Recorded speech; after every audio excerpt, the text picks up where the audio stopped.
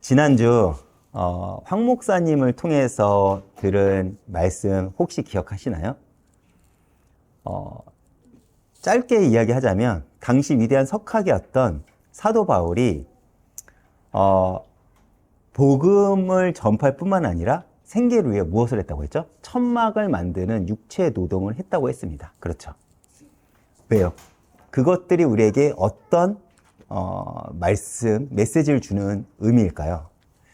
우리들도 마찬가지로 어떤 화려한 꿈이나 거창한 의미를 쫓는 것보다 지금 내 삶에 주어진 그 고단한 현실과 일상을 묵묵히 살아내야 된다고 이제 말씀을 전했죠. 그리고 그것이 성도의 삶이라고요.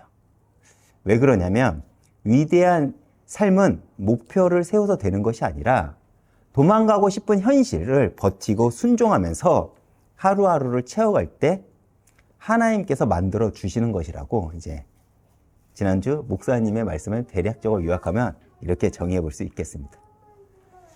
그리고 또 우리는 2주 전이겠죠. 사무엘 하 6장을 통해서 하나님이 우리에게 주신 말씀이 있어요. 다윗이 법궤를 예루살렘으로 모셔오는 과정을 통해 당신의 중심은 무엇에 반응합니까? 라는 그 질문과 함께 우리가 말씀을 나눴죠. 다윗이 위대한 인물인 그 이유가 무엇일까요? 그는 언제나 하나님에게 반응했기 때문에 그렇습니다. 그러면서 오늘 전해지는 그 말씀을 통해 우리는 또 다른 질문과 마주하게 될 거예요. 그것이 어떤 질문이냐면 당신은 그렇다면 무엇을 위해 계획을 세우십니까? 라는 질문입니다. 여기 우리 윤희도 있지만 아이들이 어릴 때 부모님들에게 하는 약속들이 있어요. 나중에 커서 엄마 아빠에게 뭐 집도 사줄 거야, 차도 사줄 거야, 막 이런 우리 아이들이 약속을 할 때가 있습니다. 그런 아이들의 그 말을 들으면 기특하고 너무 사랑스럽고 이쁩니다. 그렇죠?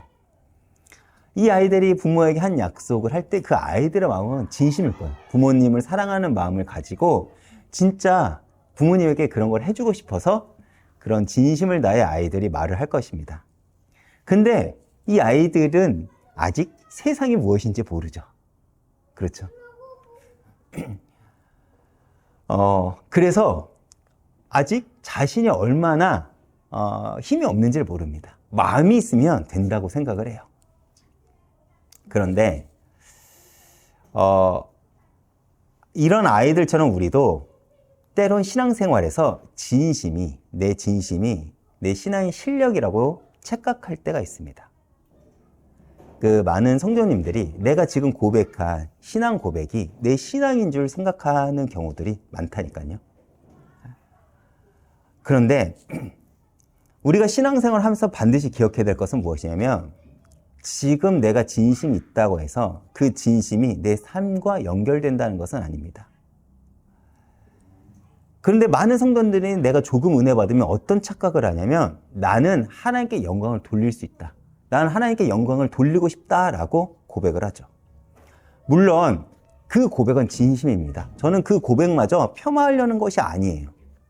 그런데 문제는 무엇이냐면 그 내가 한 고백처럼 내가 그때는 평생 그렇게 살아갈 수 있을 거라고 우리는 착각을 한다는 것입니다. 그런데 신앙생활이 무엇인지 아십니까? 지루한, 어쩌면 그 지루함보다 더 고단한 그 현실을 버텨내면서 살아낼 때 우리는 비로소 진정한 신앙의 고백이 터져나오게 된다는 거예요. 그래서 우리는 종종 하나님을 위한다는 명목으로 하나님께 묻지 않고 계획을 세울 때가 종종 있죠. 그런데 내 계획이 아무리 진심이었다고 해도 문제는 무엇이냐면 그것이 정말 하나님 뜻과 맞느냐는 다르다는 것입니다. 그때는 내가 진심이었고 그때는 정말 내 마음에는 하나님을 위한다고 내가 그 계획을 설정을 하고 선택을 했지만 정작 중요한 건 뭐냐면 그것이 하나님이 원하는 거랑은 다른 얘기죠. 이런 거랑 비슷한 것 같아요. 내가 어떤 사람에게 선물을 줘요. 근데 나는 귀하다고 준 선물이지만 그 사람이 원하지 않는 선물들이 있을 거 아니에요. 그래서 우리는 늘 하나님께 물어야 하는 것. 어쩌면 이것이 우리가 평생 동안 하나님 앞에 살아가야 될 자세인 것 같습니다. 그래서 오늘 사무엘하 7장 1절부터 17절까지를 우리가 함께 보면서 다윗의 이야기를 통해서 우리는 인간의 생각과 하나님의 생각이 다르며 더 나아가 우리 모두에게 진정한 신앙이 무엇인지, 하나님이 우리를 부르신 목적이 무엇인지를 우리가 함께 알아보고자 합니다. 먼저 제가 사무엘하 7장 1절부터 3절을 한번 제가 읽어보겠습니다. 여호와께서 다윗에게 모든 주변 원수들로부터 안식을 주시던 때 다윗이 그의 궁전에 거주하더니 왕이 선지자 나단에게 이르되 볼지어다 나는 백향몬 궁에 거주하거늘 하나님의 궤는 휘장 가운데 있도다 하니 나단이 왕께 고하되 여호와께서 왕과 함께 계시니 마음이 있는 바를 다 행하소서 하니라. 지금 다윗이 뭐라고 하죠? 자신이 왕이 되고 지금 자신은 화려한 궁에 거주하고 있는데 하나님의 궤는 지금 임시 천막에 있는 것이 굉장히 자신의 마음이 좋지 않다고 얘기를 해요. 그러면서 내 마음이 좋지 않으니까 하나님을 위한 성전을 지어야겠다라고 나단 선지자에게 다윗이 제안을 합니다. 이런 다윗의 중심, 여러분들은 어떻게 생각하십니까? 사실 굉장히 훌륭하죠. 그렇죠. 인간의 관점으로 보면 지극히 당연하고 훌륭하고 바른 생각입니다. 그래서 나단 선지자가 뭐라고 반응을 하죠? 나단 선지자도 여호와께서 왕과 함께 계시니 마음에 있는 바를 다 행하소서 하라고 동의를 합니다. 다윗의 제안에. 그만큼 다윗의 제안이 누가 봐도 합리적이고 하나님 나라를 위한 것처럼 보입니다. 그리고 중요한 것은 무엇이냐면 지금 이 다윗의 제안은요, 다윗의 진심이었다는 거예요. 거짓이 아니었다니까요. 지금 이러한 다윗의 제안은 정말로 다윗이 하나님을 사랑하는 마음, 하나님을 높이고 존귀하게 여기는 그 마음에서 터져나온 것이었습니다. 그리고 실제로 이 제안은요, 합리적이기도 합니다. 왜냐하면 이스라엘은 하나님의 나라잖아요.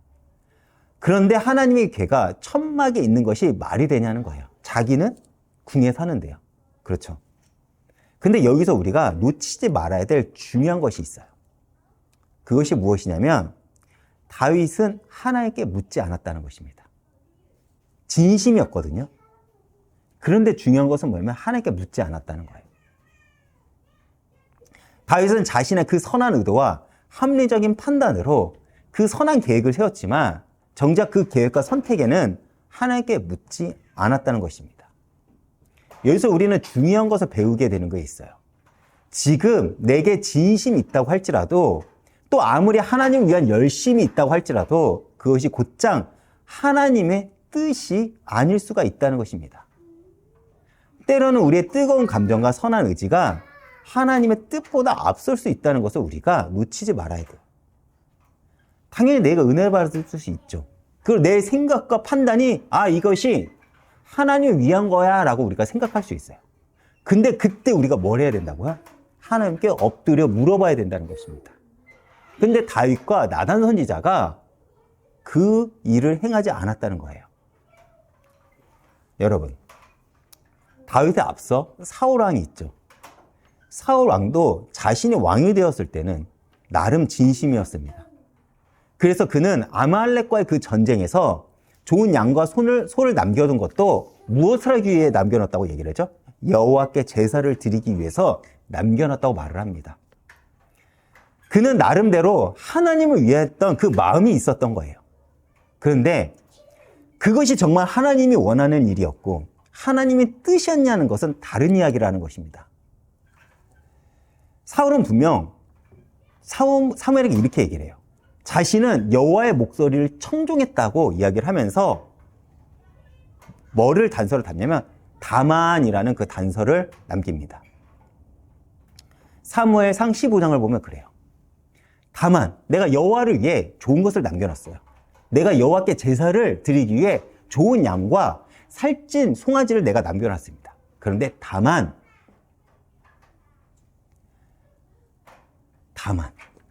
하나님이 아말렉을 진멸하라고 하는데 내가 왜 그것을 하지 못했냐면 다만 하나님께 이것을 드리고 싶어서요. 하나님 원하는 뜻과 목적이 아니죠.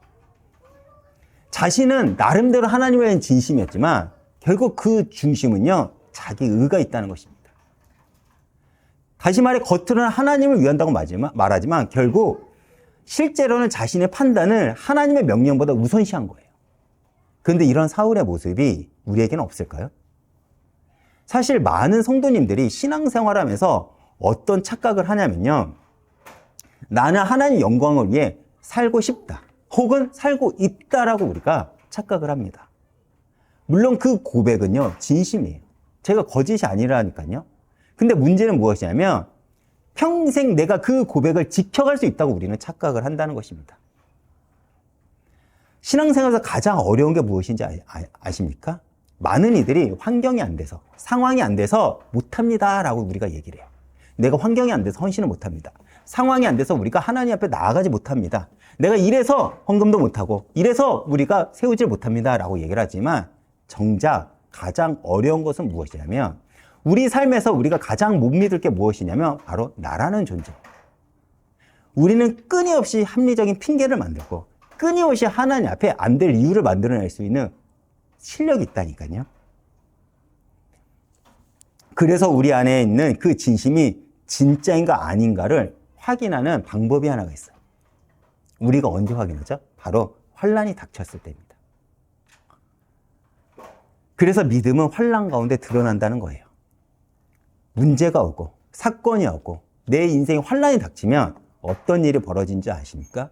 내 삶의 우선순위가 무엇인지가 드러난다는 거예요. 마가복음에 부자 청년 이야기가 나와. 그 부자 청년은 진심으로 영생에 대한 소망이 있어서 주님을 찾아왔습니다. 주님의 질문에 자신은 어렸을 때부터 율법을 행했다고 고백도 해요. 그러니까 예수님이 뭐라고 얘기를 하냐면, 그래? 그러면 너의 재물을 팔고 나를 쫓아라 하시자 그 부자 청년이 어떤 선택을 했습니까? 슬피 울며 돌아갔다고 성경은 기록을 합니다. 영생을 추구해왔지만 사실 그 청년에게 가장 우선순위가 되는 것은 무엇이었죠? 재물이었다는 것입니다. 여러분, 우리의 신앙의 실력이 언제 드러날까요? 결국 문제와 환난이 닥쳤을 때입니다. 정말 여러분의 삶에 문제가 닥쳤을 때, 내가 의도치 않는 그 환경에 내가 들어갔을 때 내 삶의 우선순위가 드러난다니까요. 그래서 믿음은 환난 가운데 드러난다고 합니다. 사실 오늘날 많은 교회들이, 많은 성도님들이 하나님을 사랑한다고 고백은 하지만 실제로는 자기만의 방식을 가지고 하나님을 섬겨요. 이 성경에서 말하는 신앙생활이 아니라니까요. 거룩도 없고 하나님을 쫓는 마음도 없고 그 열심도 없는데 내가 판단하기에, 내가 계획한 대로 하나님을 믿고 섬긴다는 것입니다. 그러면서 사울처럼 나름대로 진심을 가지고 신앙생활을 했다고 하면서 스스로를 위로를 하죠. 그런데 하나님이 우리에게 원하시는 신앙은 사실 그것이 아니에요. 하나님은 지금 우리에게 다윗처럼 하나님 앞에서 기다리고 하나님께 묻는 그 겸손한 신앙생활을 요구하십니다. 아무리 선한 계획이라고 할지라도, 하나님을 위한 것이라고 할지라도 하나님께 먼저 묻고 확인하는 것, 우리는 그것을 지혜라고 말을 해요. 지금 이것이 우리에게 필요하다는 것입니다. 왜 그렇죠? 그것이 우리의 진심이고 아무리 선한 의도라고 할지라도 내 진심이 하나님 뜻을 대신할 수 없기 때문입니다. 제가 개척을 하면서 지금 배워가는 게 이거인 것 같아요. 제가 어떤 선택을 하고 어떤 결정을 할 때 사실 이것이 교회를 위한 거야, 정말 이것이 하나님 나라를 위한 거라고 제가 생각을 하고 결정하는 것이 몇 개 있었어요. 근데 돌아보고 나니까 저도 다윗처럼 묻지 않았더라고요. 지금 저 역시도 그 신앙에 틀어진 자세를 교정하고 있는 중인 것 같습니다. 다시 돌아가 그 밤에 여호와의 말씀이 나단에게 임했습니다. 제가 4절부터 7절까지 제가 빠르게 읽겠습니다. 그 밤에 여호와의 말씀이 나단에게 임하여 이르되, 가서 내 종 다윗에게 말하기를 여호와께서 이와 같이 말씀하시되, 내가 나를 위하여 내가 살 집을 건축하겠느냐? 내가 이스라엘 자손을 애굽에서 인도하여 내던 날부터 오늘까지 집에 살지 아니하고 장막과 성막 안에서 다녔나니 이스라엘 자손과 더불어 다니는 모든 곳에 내가 내 백성 이스라엘을 먹이라고 명령한 이스라엘 어느 지파 가운데 하나에게 내가 말하기를 너희가 어찌하여 나를 위하여 백항목 집을 건축하지 아니하냐고 말하느냐. 이게 어떤 의미죠? 나단에게 하나님이 무슨 말씀을 하고 계시는지 이해가 가십니까? 이거예요. 단순하게 말하면 이겁니다. 나는 너희에게 단 한 번도 집을 요구한 적이 없어. 이렇게 하나님은 말씀하고 계시는 거예요. 그리고 뒤에 이렇게 하나님은 말씀하고 계십니다. 내가 애굽에서 이스라엘을 인도해낸 날부터 지금까지 나는 장막과 성막에서 너희들과 함께 있었어. 지금 이 말씀을 하고 계시는 거예요. 여기서 장막은 이동이 가능한 천막을 의미하겠죠. 그리고 집은 고정된 건물을 이야기합니다. 즉 이스라엘이 광야를 떠돌 때 하나님은요 멀리서 그저 지켜만 보고 계시지 않았다는 거예요. 하나님은 이스라엘이 이동하는 가운데 이스라엘과 함께 하시기 위해 천막을 선택했다는 것입니다. 난 너희들 가운데 함께 늘 있었어 라고 하나님은 지금 말씀하고 계시는 거예요. 왜냐? 왜 그랬을까요? 하나님은 우리의 그 연약한 여정 속에 늘 함께하길 원했기 때문입니다. 우리가 광야를 지날 때도 약속의 땅으로 가는 그 길에도 하나님은 우리와 언제나 함께 하셨다는 거예요. 멀리 계신 분이 아니라는 것입니다. 그래서 언제나 이동이 가능한 장막을 치셨다는 거예요. 그리고 이것이 하나님이 지금도 우리와 함께하는 방식이라는 것입니다. 그리고 이것이 저는 복음이 드러내는 가장 좋은 이미지라고 저는 생각이 들어요. 왜냐? 세상의 모든 종교는요, 너의 열심과 정성으로 신을 만족하라고 이야기를 해요. 그렇죠. 그런데 복음은 무엇이냐? 우리의 그 처절한 현실 속에서 주님이 오셨다는 거예요. 거기서 끝나는 것이 아니라 우리와 함께 그 길을 가시겠다는 것입니다. 그때 나의 약함이 하나님의 영광이 드러나는 그 하나님의 임재가 들어오는 통로가 될 것이고 더 나아가 그 내 고통스러운 삶은요 하나님의 영광이 드러나는 그리스도의 능력이 될 거라는 것입니다. 그렇죠.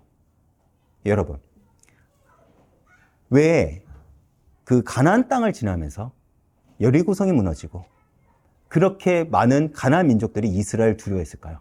정말 그들이 힘이 세서요? 그렇지 않습니다. 하나님이 그들과 함께하는 모습을 들었기 때문입니다. 우리도 마찬가지겠죠. 우리의 그 연약하고 우리는 그 고통스럽게 느끼는 그 처절한 현실 속에 내가 하나님과 함께 있다면 사람들은요 우리를 통해서 하나님을 목도하게 될 것입니다.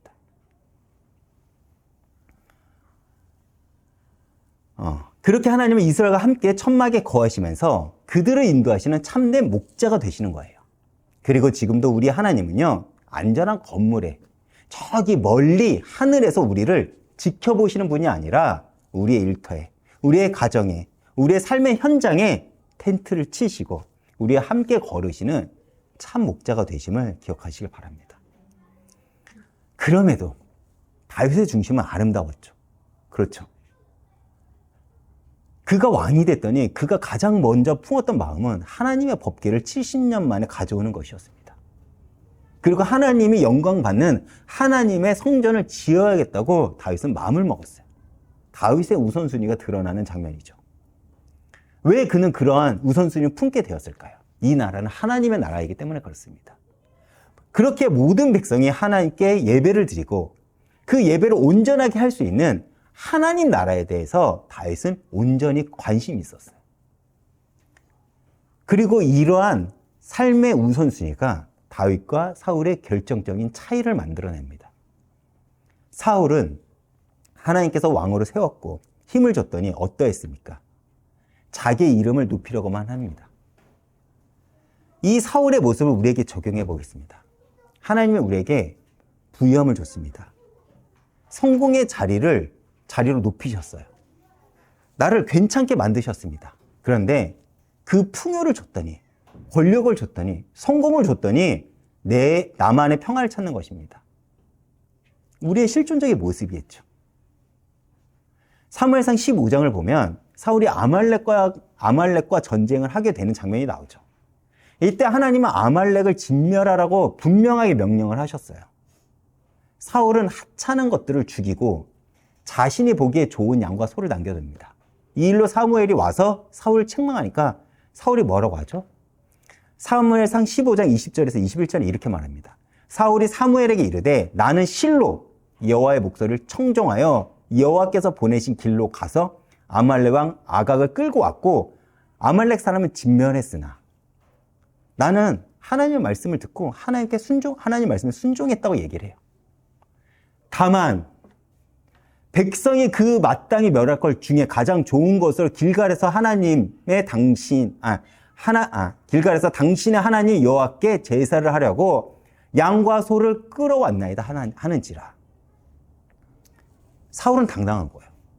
자신은 여호와의 말을 청종하고 하나님의 명령을 다 지켰습니다. 나 당당해요. 나 순종했어요. 나 할 일 다 했다니까요. 그런데 다만 여호와께 제사를 드리기 위해 좋은 것을 남겨뒀습니다. 근데 이 사울의 모습이 우리의 모습을 보는 것 같지 않습니까? 우리도 헌금도 하고 헌신도 하고 예배도 드립니다. 그런데 다만 내가 가지고 있는 능력과 판단을 가지고 우리는 신앙생활을 하죠. 그래서 우리는 했다는 거에 위로를 받습니다. 하나님의 뜻과 하나님의 목적에는 관심이 없고요. 제가 지난주 수요일에 구원의 확신은 어디서 오는가라고 제가 설교를 했습니다. 우리는 구원의 확신을 자기 신념으로 가져가는 경우가 굉장히 많아요. 근데 구원의 확신은 거기서 비롯되지 않는다니까요. 구원의 확신은 내가 하나님의 백성이 되고 내가 있는 그 자리에 하나님 나라가 임하는 것, 거기서 옵니다. 주권자가 있고 그 주권자가 통치할 영토가 있고 그 통치 안에 그 주권자를 경배할 백성이 있는 것, 거기서 우리는 구원의 확신이 온다는 거예요. 근데 사실 우리는 거기에 관심이 없습니다. 우리의 관심은 나의 신념, 내 생각, 나의 판단에 있다는 것이죠. 그래서 신앙이 틀어지는 거예요. 사무엘상 15장 30절에 사무엘이 떠나라고 하자 사울이 사무엘을 붙잡으면 이렇게 얘기를 해요. 내가 범죄하였을지라도 이제 청하옵나니 내 백성의 장로들 앞과 이스라엘 앞에서 나를 높이사. 분명히 사울은 자기가 하나님의 범죄했다고 자각을 했어요. 그렇다면 사울에게 너 심판받을 거야. 범죄했으니까 너 하나님 때 책망을 받을 거야 라고 경고를 받았으면 사울은 어때야 됩니까? 당연히 회개를 해야 되죠. 그런데 놀랍게도 사울은 정작 회개에는 관심이 없어요. 나를 높여달라는 거예요. 많은 사람들 앞에서 나를 창피하게 하지 말라는 것입니다. 다시 말해 사울의 중심은 자기에게만 있었다는 것입니다. 그리고 이 역시 우리를 보는 것 같습니다. 저도 그렇고 우리는 어디 가서 내가 터져나오죠? 자존심이 상할 때. 그렇죠. 또 내가 어디서 교만해집니까? 사람들 앞에서 제가 높아질 때입니다. 여기에는 하나님이 없습니다. 저 같은 목사가 어디서 자기 의가 드러나면 설교에 대한 지적을 들을 때, 사역에 대한 지적을 들을 때 자기 의가 터져나와요. 그렇죠. 여러분들도 아마 마찬가지일 거예요. 오랜 신앙을 했던 분들도 저의 모습을 아마 저의 이 부끄러운 고백을 공감하실 것입니다. 나중심이죠. 그렇게 우리 삶에 하나님이 역사하지 않는 것일 수도 있어요. 반면 다윗은 어떠했습니까? 다윗은 자신이 힘을 가지자마자, 왕이 되자마자 제일 먼저 한 일이 여호와의 법궤를 가져오는 거였어요. 70년 만에 돌아오는 그 법궤 앞에서 자신의 채통도 있는 채 춤을 추었습니다. 왜요? 내가 더 낮아져도 하나님이 높아질 수만 있다면 나는 더 낮아질 수 있다라는 그 다윗의 중심이 있었기 때문에 그렇습니다. 이것이 정말 하나님을 향한 다윗의 마음이에요. 그리고 우리는 이거를 진심이라고 얘기하지 않습니다. 우리는 이것을 전심이라고 이야기를 하는 거죠. 그래서 신앙생활이라는 것은 진심으로 하는 게 아니에요. 전심으로 다하는 것입니다. 이 말이 이해가 가십니까? 여러분, 이러한 다윗의 자세, 다윗의 모습이 복음에 대한 우리의 반응이어야 됩니다. 하나님은 우리의 도움이 필요해서 우리를 부르신 것이 아니죠. 하나님은 스스로 자족하시고 충족하시는 분이십니다. 오히려 우리를 위해 무엇인가를 하기 원하시는 분이라는 것이죠. 우리가 무엇인가를 하나님께 해드려야 하나님 만족하시는 분이 아니라 하나님은요, 백성들 사이에 머무시면서 우리와 함께 동행하기를 원하시는 참 목자가 되신다는 것입니다. 우리가 왜 기도를 하죠? 왜 예배를 드립니까? 왜요? 하나님과 그래야 하나님의 뜻과 목적, 내가 하나님과 함께 했다는 것을 우리가 그때 경험하기 때문에 그렇습니다. 그리고 지금 우리 곁에 오셔서 우리와 함께 이 험한 삶을 함께 걸으시면서 우리의 삶을 인도하고 계시죠. 우리는 그것을 어디서 확인할 수 있습니까? 바로 이 예배 가운데 하나님의 말씀으로 여러분들에게 답과 길을 제시해주고 계신다는 것입니다. 이 사실을 우리가 알기에 우리도 다윗처럼 내가 더 낮아져도 하나님이 높아질 수만 있다면 나는 더 낮아질 수 있다라는 고백을 우리가 비로소 할 수 있다는 것이죠. 그리고 8절부터 이제는 하나님의 놀라운 그 반전이 시작되는 것을 우리가 목격할 수가 있습니다. 제가 먼저 8절을 한번 읽어보겠습니다. 그러므로 이제 내 종 다윗에게 이와 같이 말하라.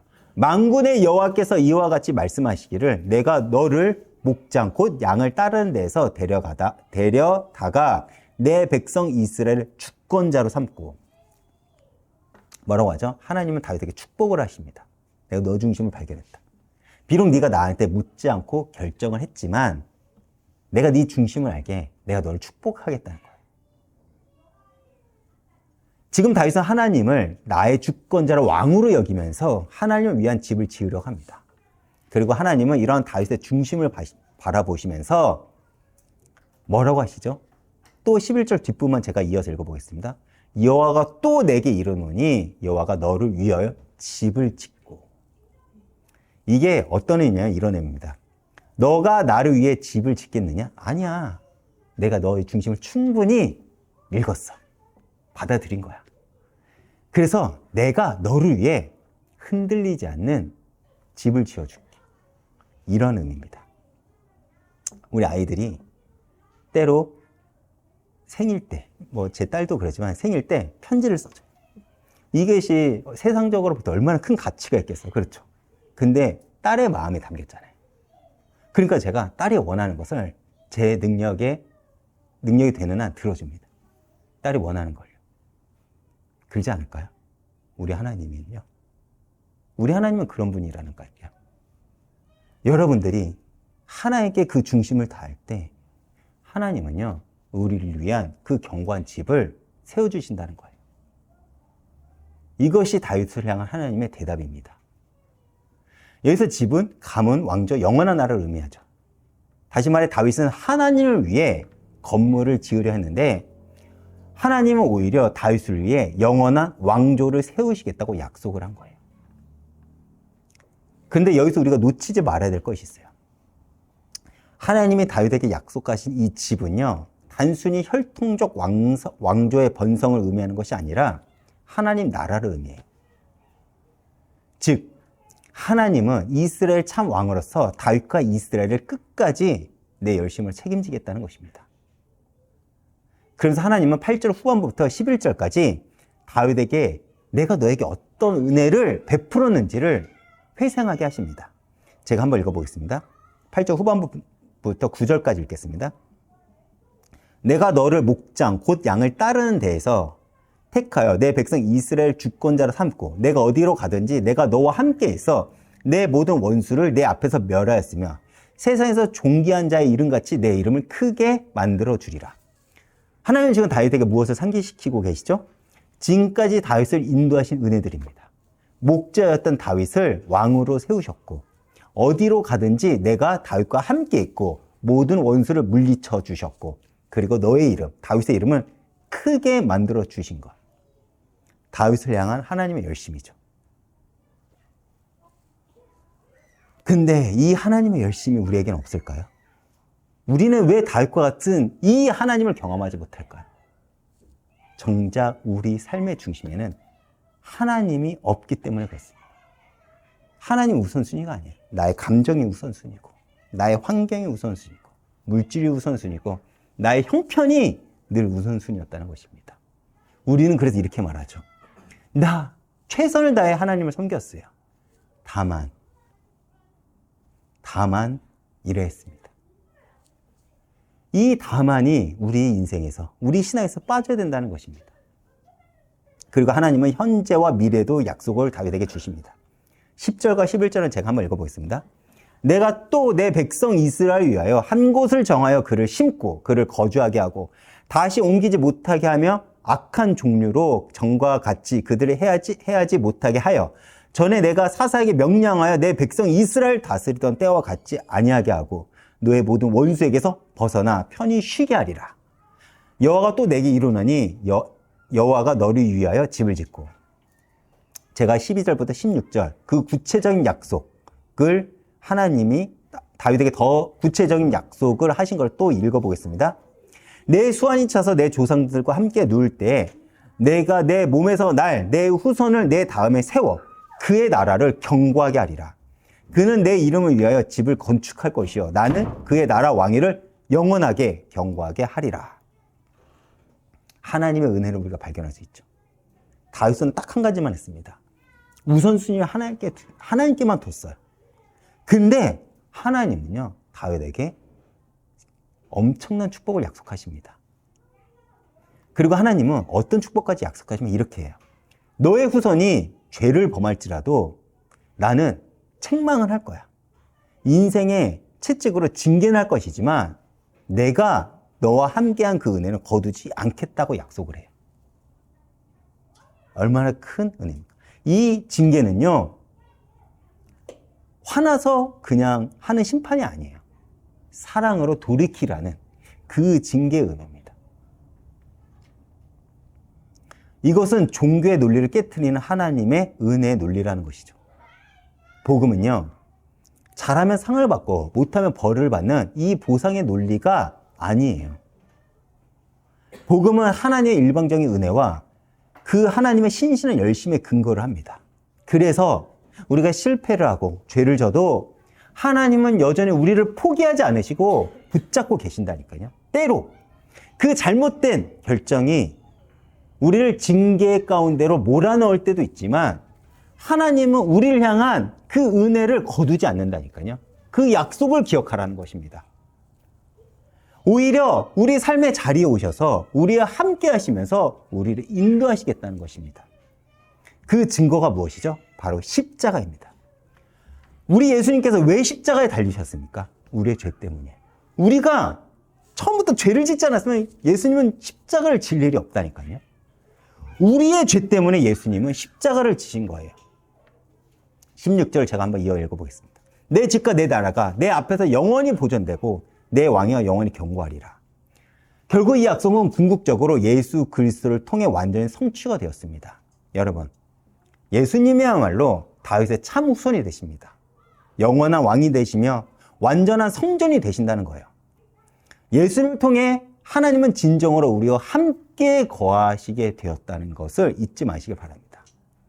임마누엘의 그 약속이 예수 그리스도가 우리의 죄 때문에 십자가에 달림으로써 성취가 되었다는 것입니다. 그 방법이 십자가라니까요. 주님은 십자가를 지심으로 사망의 권세를 이기신 참 왕이 되셨어요. 동시에 십자가를 통해 우리의 모든 대속죄를 해결하신 참 제사장이 되셨으며 또한 십자가를 통해 우리가 비로소 하나님과 함께 할 수 있는 그 길을 열어주신 선지자가 되셨습니다. 이렇듯 하나님의 약속은요, 반드시 성취가 된다는 것을 우리는 기억해야 됩니다.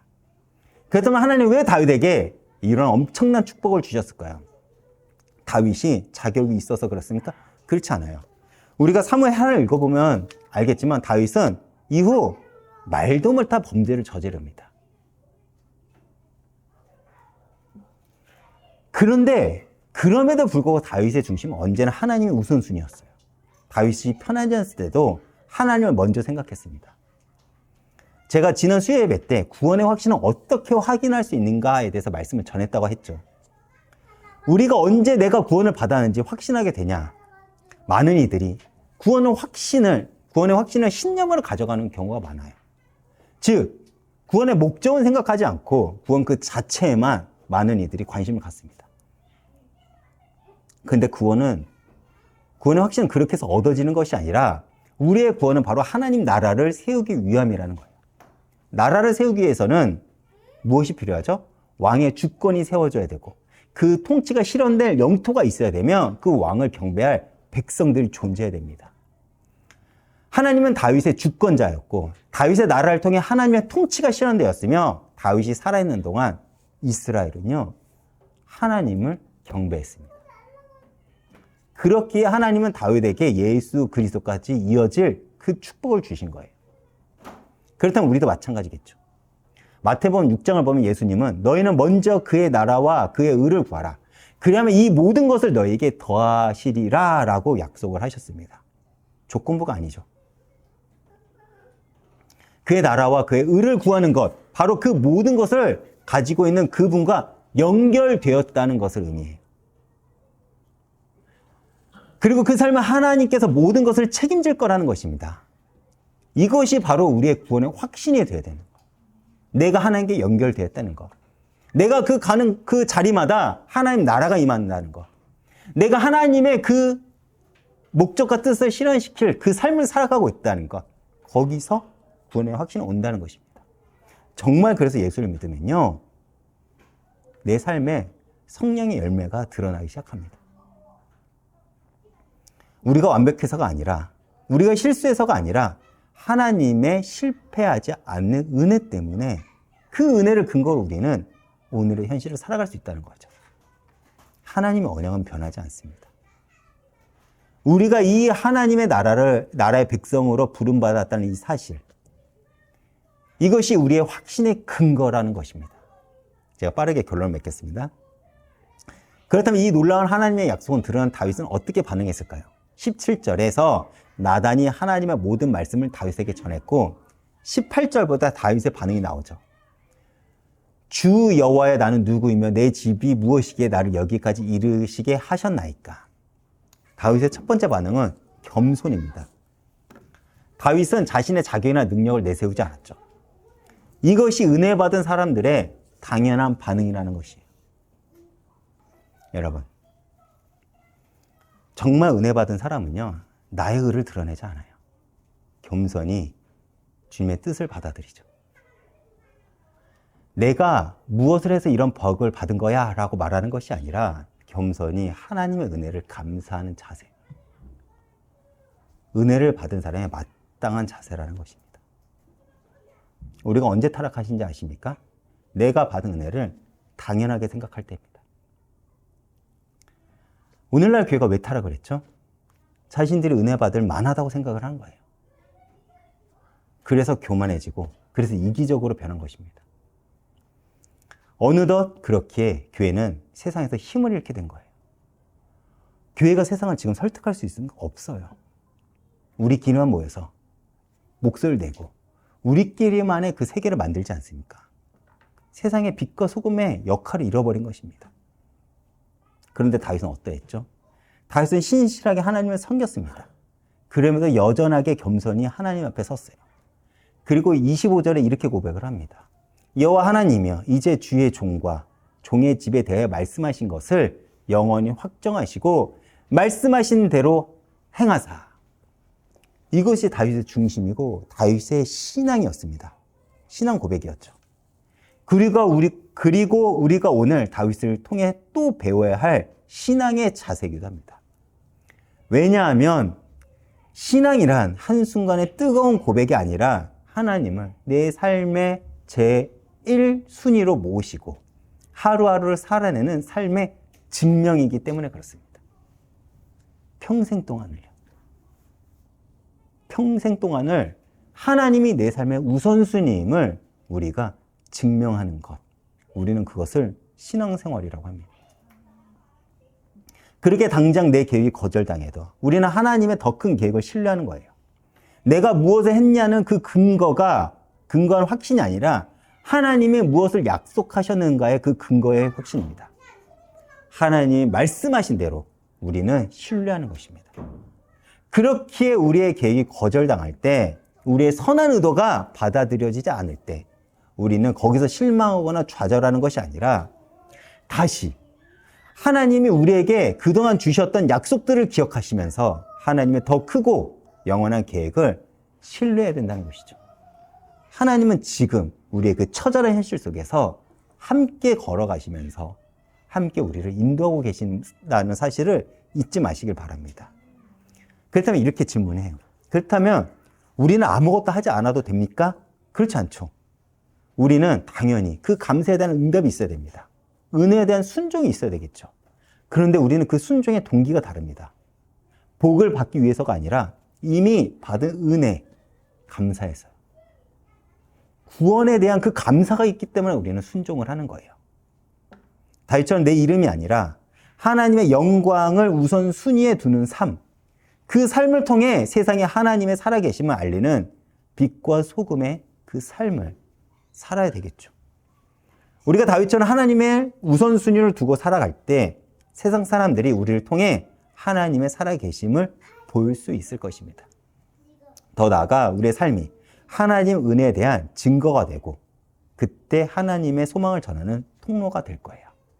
이 말씀을 기억하시면서 한 주간 승리하시길 주님의 이름으로 축복드립니다. 제가 이번 주 찬양은 주 약속 나를 믿네라는 찬양을 준비했어요. 신앙은 한순간의 뜨거운 감정이 아니라 하나님을 내 삶의 제1순위로 두고 하루하루를 살아내는 삶의 증명입니다. 당장 내 계획이 거절당하고 뜻대로 되지 않아 속상할 때도 우리는 오늘 찬양의 가사처럼 나 언제나 주 이름만 의지하리라고 노래할 수 있는 이유가 있어요. 왜냐? 하나님의 그 약속은요 결코 실패하지 않기 때문에 그렇습니다. 오늘도 이 찬양을 통해 큰 은혜 받으시길 바라겠습니다.